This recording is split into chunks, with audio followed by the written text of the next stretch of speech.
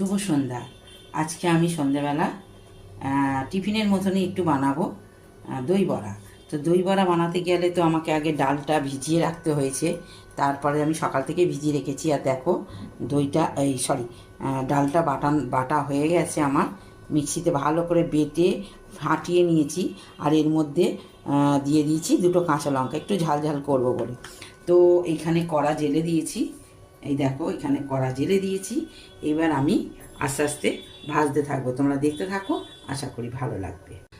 দেখো আমি কতটা কি দেখাতে পাচ্ছি আমি ঠিক বুঝতে পারছি না, তবে তেলটা আমার গরম হয়ে গেছে। তো এবার এক এক করে ছেড়ে দেবো। আমি ঠিক সেইভাবে তোমাদের দেখাতে পাচ্ছি না। এই দেখো তেলটা গরম হয়ে গেছে,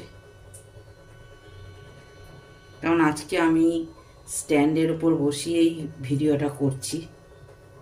দেখো আমার এখানে আমি বড়াগুলো ভাজতে শুরু করে দিয়েছি।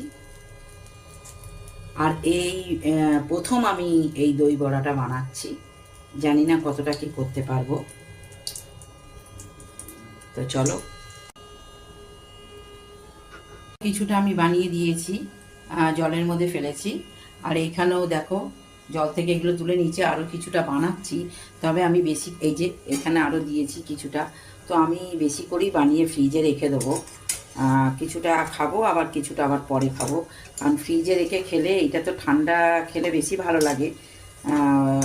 এটা ঠান্ডা খাওয়ারই নিয়ম।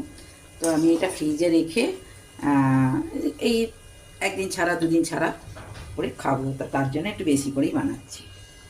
দেখো এইখানে আমি প্লেটে সব 5টা বড়া তুলে নিয়েছি।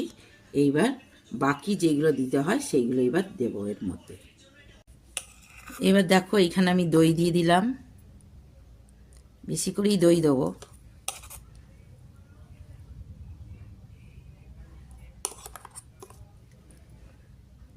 দই দিয়ে দিয়েছি। এইবারে দেব তেঁতুলের যে চাটনিটা, সেই চাটনিটা।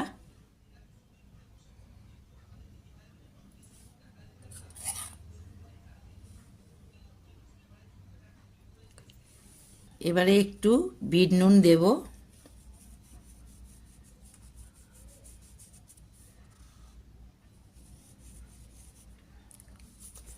এবারে একটু কালারের জন্য দিয়ে দিলাম কাশ্মীরি লঙ্কা গুঁড়ো। এটা অপশনাল, না দিলেও চলবে, কিন্তু আমার ভালো লাগলো, আমি ওই জন্য দিলাম। এবার দেবো একটু চাট মশলা,